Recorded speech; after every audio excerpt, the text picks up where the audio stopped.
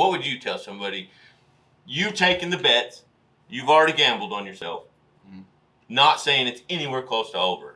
Right. Like, you have so much more you can freaking bet on. Totally. But it's learning what to bet on, learning how to grow, learning how to get to that next spot. But where you're at right now, a lot of people strive to be.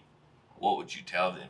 I'd probably tell them consistency is the number one thing.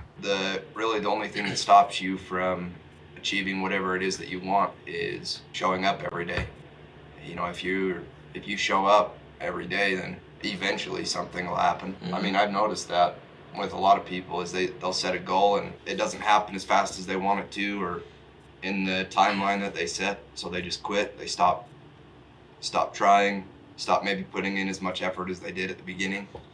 But if you just show up every day, put in a consistent amount of work every single day, eventually something's going to happen and something's going to pay off. And usually it's a lot quicker than you think.